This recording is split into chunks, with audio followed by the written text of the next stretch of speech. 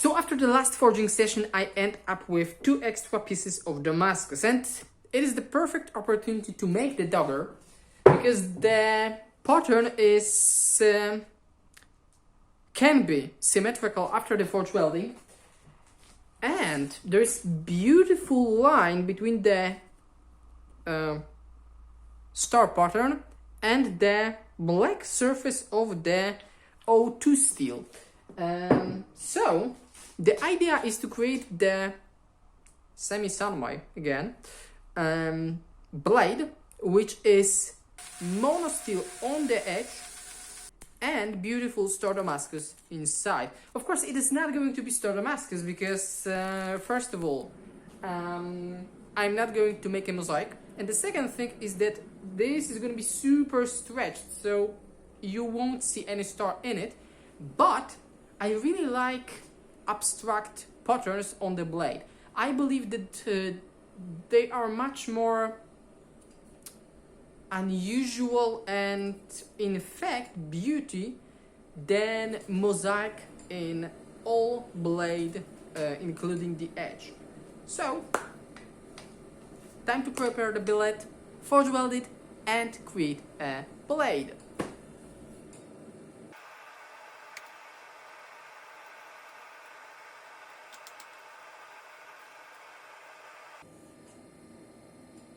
So after I set the welds, I start to compress the billet.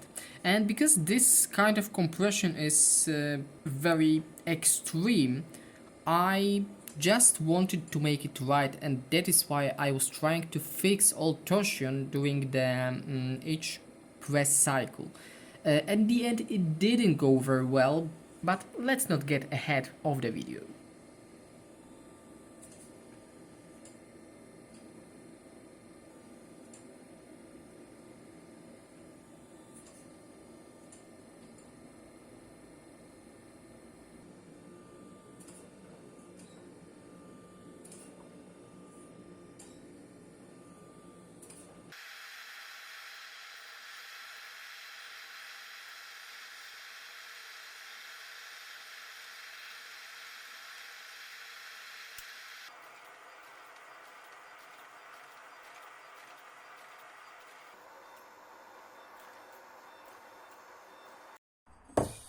Okay, so the first forging session is done, and this is the pattern, and on both sides there's a mono steel blade, mono steel part of the bar, let's say. Plan is to cut about probably something around this, then forge weld it and make a tip, and on the second side create the tongue.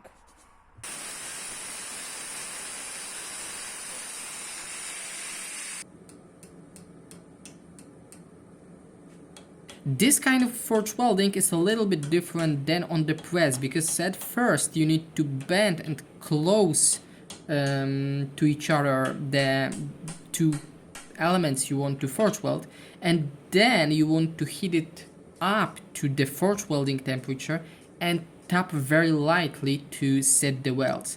It is a little bit different, but at the end it's not super hard to achieve. If you know the right forging temperature and forge welding temperature, it is not super difficult, and you don't have to hammer too much to make the forge welding right.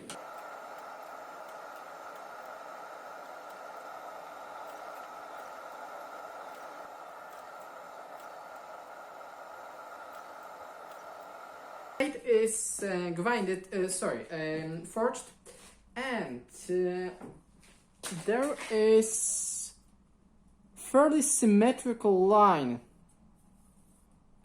all the way the blade where the pattern is visible. On the second side, I believe that there is some distortion,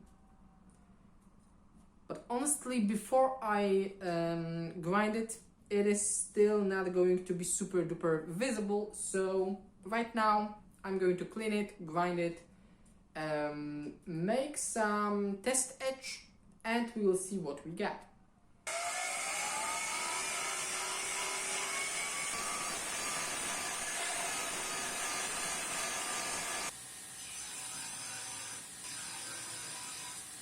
This is how the pattern looks like. There is O2 steel outside and the pattern in the middle. However, after I grind the bevel and the blade shape, the pattern will change. And there is one reason why. A mistake. My mistake. Before the compression, the pattern was okay. But during the press, the square bar became more like a barrel. So thicker in the middle and thinner on the top and the bottom. And after I changed the flat dice to a round dice and make aggressive presses, the billet become like this. So after I grind the bevels, the monosteel part of the bar will be removed. So at the end, the symmetrical pattern idea not gonna happen. My mistake, lesson learned. I won't make this mistake again. Lately, I decided to change the step order of my heat treatment.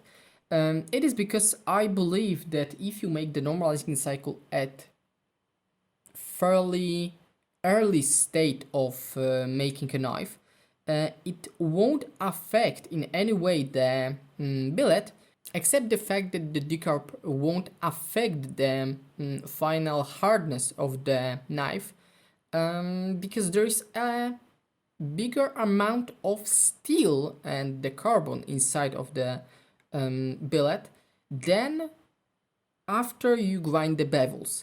And this is the only reason why I make the normalizing cycle at first and then I grind the bevels.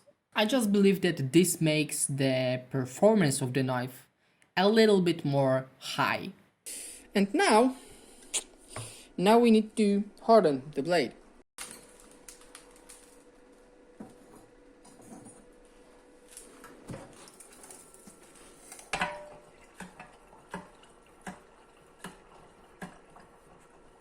So, the blade is perfectly straight,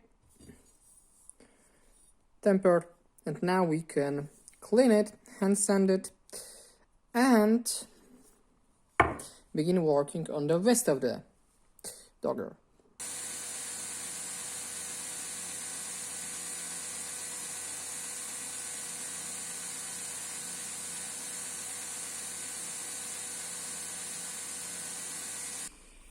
After very long time, it is very roughly shaped, and here there is still a few things that I need to work with, but it is a good moment because this part is not going to change much.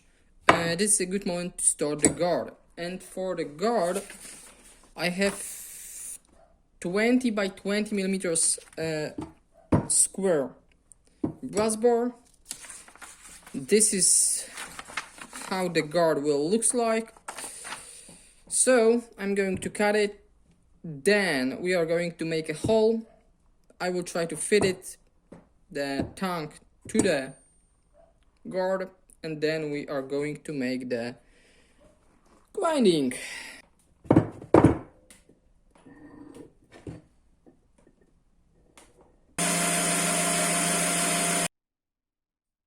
Call me lazy, but this is a game changer. You must have it because it changed things a lot.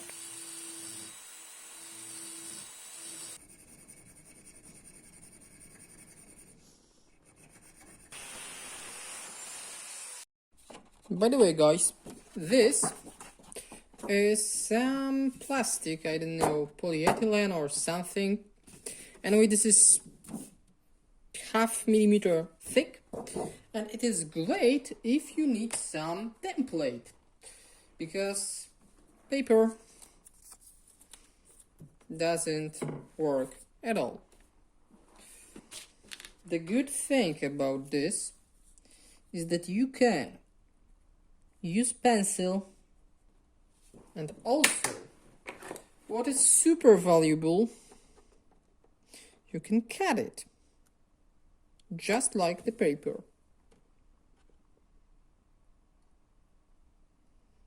Pick and done. We've got template.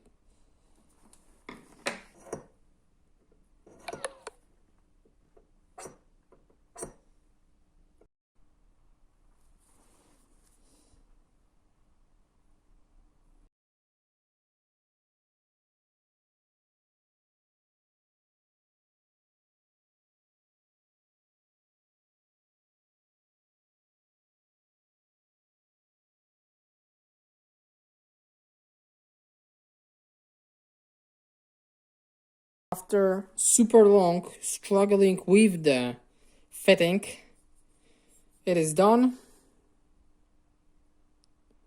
It looks nice.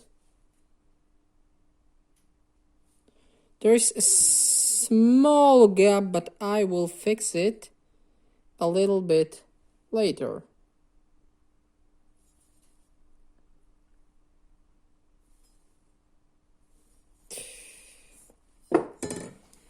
Now we are going to cut the shape.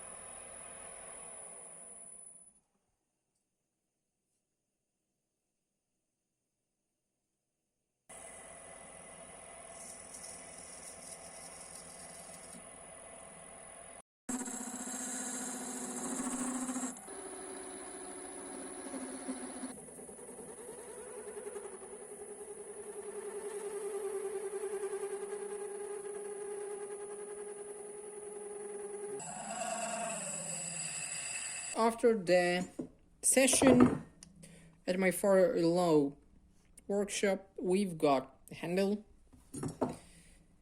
The plan for now is to connect the handle to the rest of the Dagger. This by the way, is the ring which gonna be soldered to the guard, but I'm gonna change it a little bit, but this is gonna be task for later. Right now we need to combine the handle with the blade.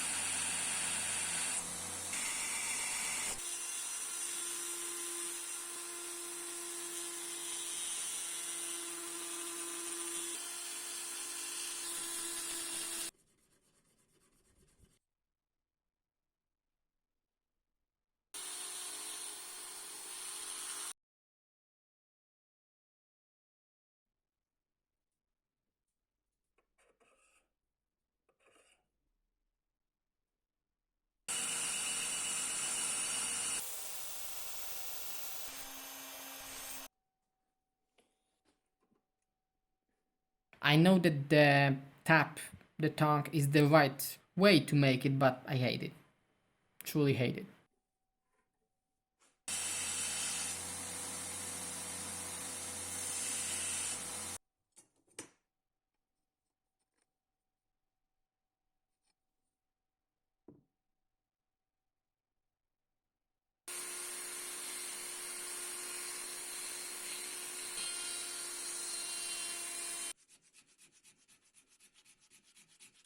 So we've got Dagger in one piece, but there is one big issue, and it is this. So, thing is that this is definitely not straight. Because I don't want to mess the thread, because I tap it, and this is the same piece of steel that the blade. I'm going to use knots, and then I'm going to heat up this bad boy, and we are going to bend it.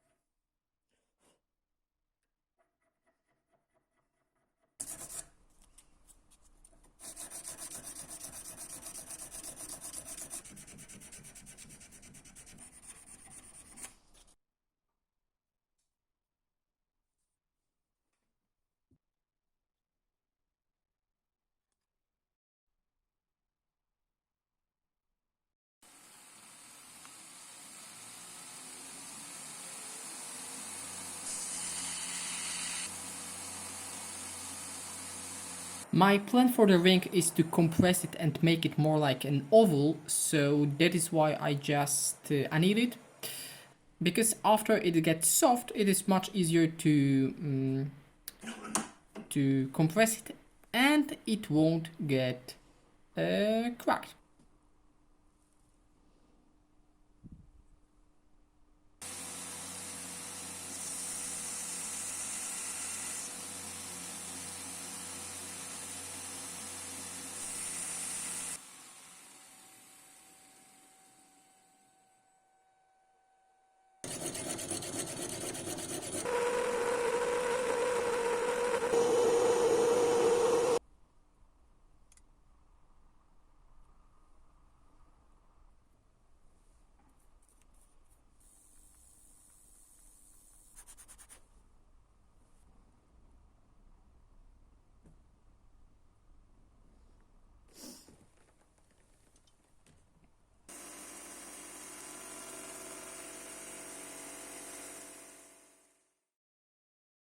So guys, the Dagger is complete, and I believe that this is the best way to end 2022. I wish you Happy New Year, have a great and amazing time, and we see on 2023.